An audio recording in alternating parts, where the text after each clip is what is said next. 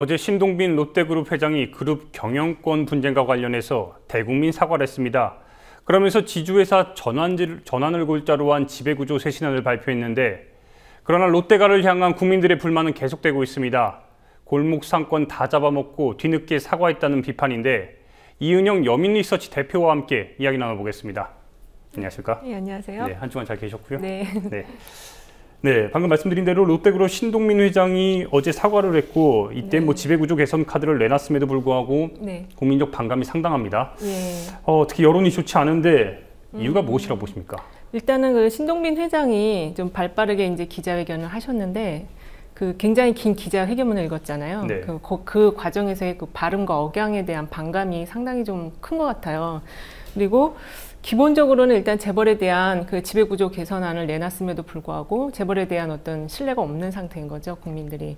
그래서 그걸로 지금 나온 내용으로 만족을 하지 못하는 것 같고요. 그리고 그 지금 나온 내용들을 현실화시키기에는 지금 두 형제의 그 지분 구조가 너무 팽팽하기 때문에 또 이 어려운 상황을 모면하기 위한 어떤 그런 임시 방편적인 조치는 아닌가, 이렇게 보는 흐름이 있는 것 같습니다.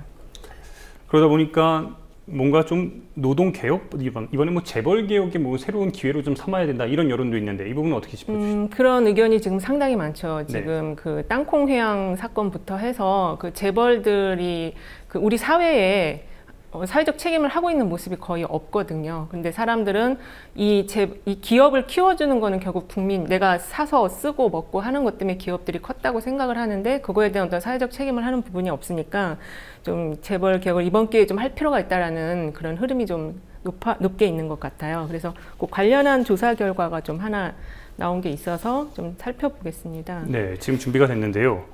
네, 그 조원 CNI에서 지난 8월 8일부터 9일 이틀간 ARS 조사를 통해서 전국 성인 남녀 1000명을 대상으로 조사한 결과인데요. 재벌개혁과 노동개혁 중에서 어느 게 더 시급하냐 이랬을 때 이제 재벌개혁이 현재 더 시급하다라는 의견이 51.9%로 더 훨씬 높게 나타났습니다. 대표님 보시기에 지금 박 대통령이 강조하는 거는 노동개혁입니다. 네. 노동개혁이고, 지금 국민들이 생각하는 거는 노동개혁보다 이 재벌개혁이 더 심각하다고 보는데, 이 부분은 어떻게 보십니까?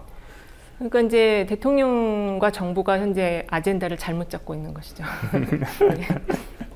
네, 결국에는 이 국민들의 뜻에 따라서 노동개혁보다는 지금 재벌개혁이 우선돼야 되고, 특히 롯데가에서 전형적인 모습을 보여주고 있는데, 네, 한편 미국의 경우를 보면은 좀 재밌습니다. 그 민주당 대선 후보들이 이런 경제 관련해서 주장을 할 때 매우 진보적인 내용들이 많이 나오고 있습니다. 네네.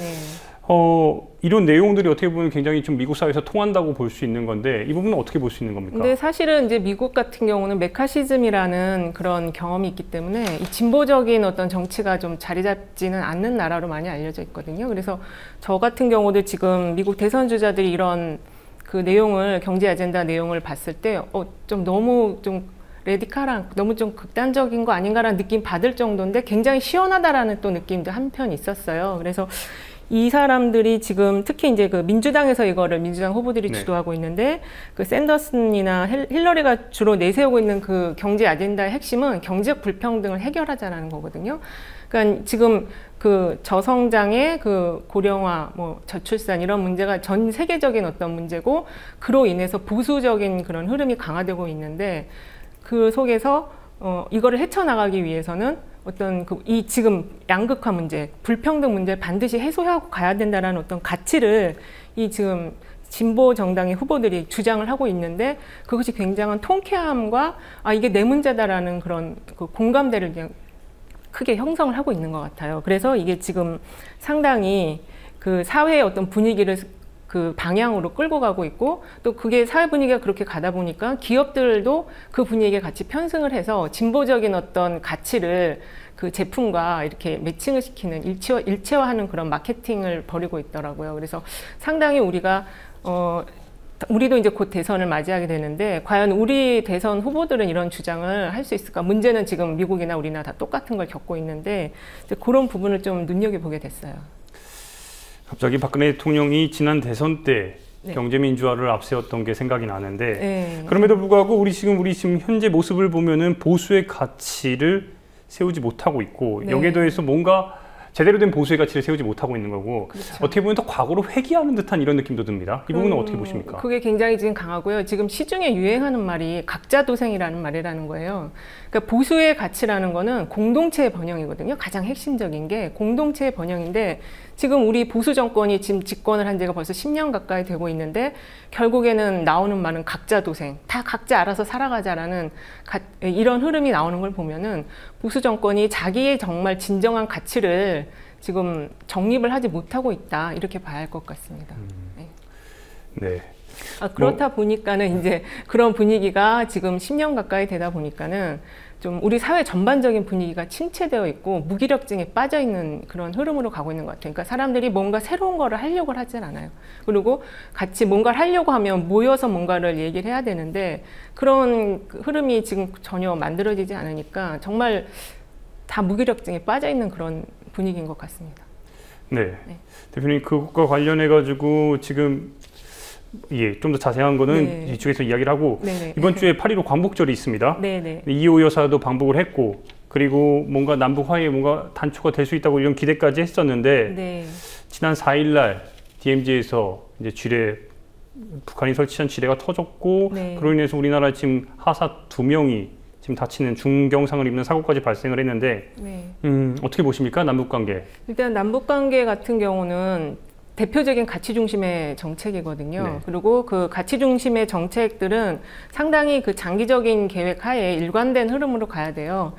어떻게 보면은 지금 진보 정부가 10년 정도 남북 관계를 주도해 왔다면 이명박 정부 이후에 거의 지금 근 10년 가까이는 또 보수 정권이 이제 남북 문제를 주도해 오고 있는데 박근혜 정부 같은 경우는 이명박 정부보다 조금 더 진보된 입장을 내놨어요. 특히 통일 대박이라는 말을 핑크빛 무드 조성을 해서 사람들에게 어떤 기대감을 형성한 것까지는 했거든요. 근데 그 이후에 어떤 현실적인 조치가 아무것도 없다 보니까 그냥 아무것도 하지 않은 채 상황이 지금 계속 흘러가고 있다고 볼 수 있는 것 같아요.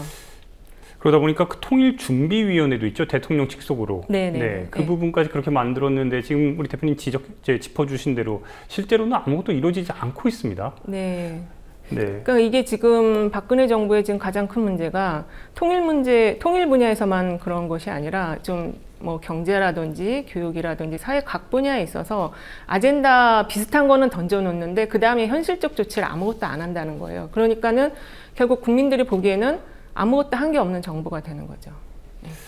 아무것도 한 게 없는 정부. 참 안타까운데 그 재밌는 조사 결과가 나왔습니다. 그 고등학생들이 뭔가 이 통일에 대해서 이 남북 관계에 대해서 뭔가 짚어줘야 1992년과 그 다음에 2015년을 비교하는 자료가 있는데 이 부분에 대해서 좀 설명 부탁드리겠습니다. 이게 지금 이제 좀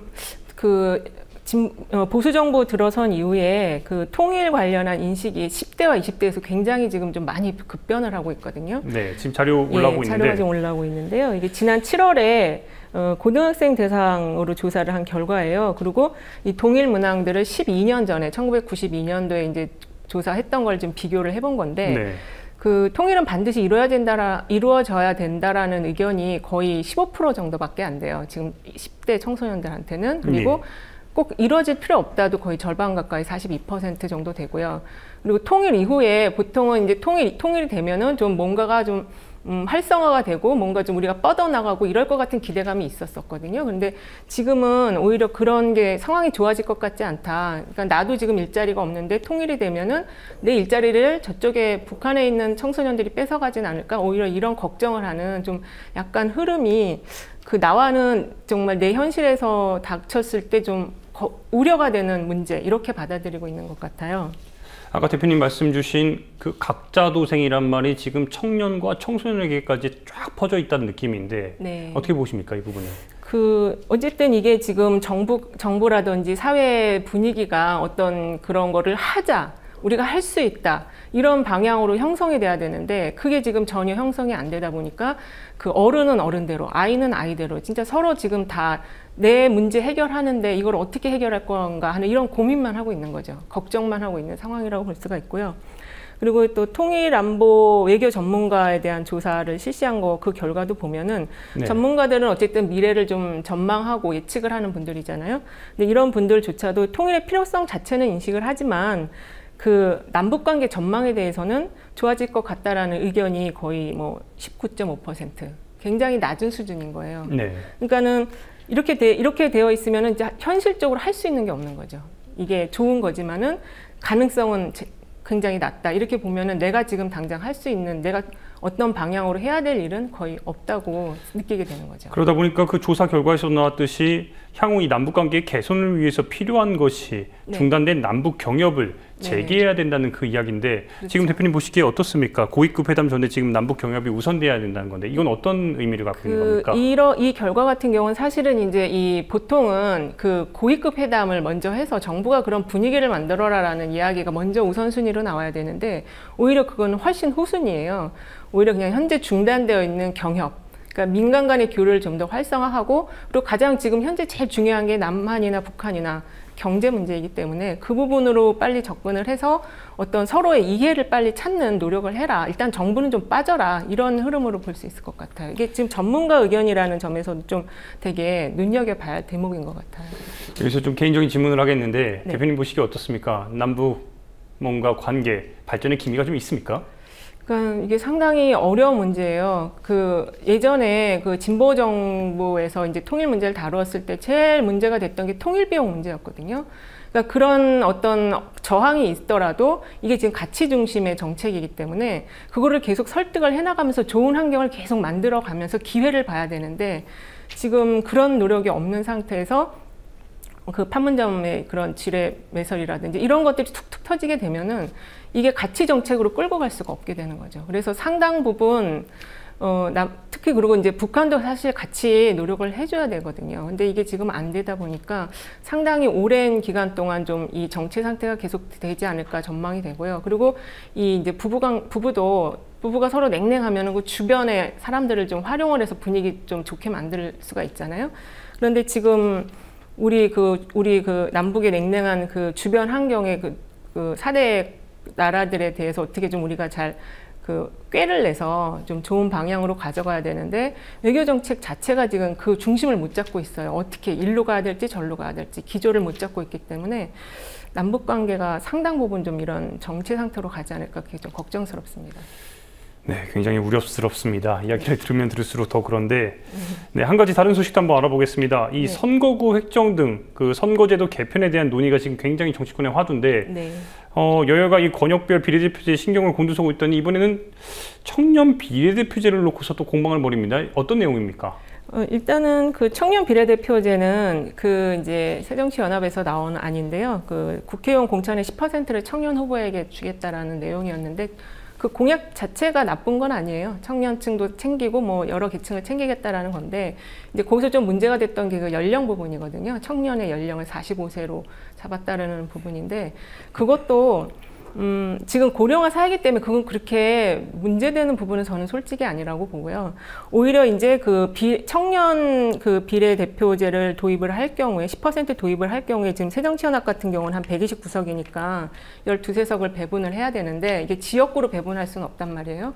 그러면 이제 비례로 배분해야 되는데, 비례는 비례의원이라는 그 제도의 취지의 목적이 있어요. 그래서 어떤 소외계층이라든지 직능계층을 대표하는 그런 것들을 위해서 이 자리를 만들어 놓은 것인데, 청년 대표들이 이렇게 다 들어갈 수가 없는 부분이 있기 때문에 이런 부분에 대한 어떤 제도적인 고민이 더 있어야 된다.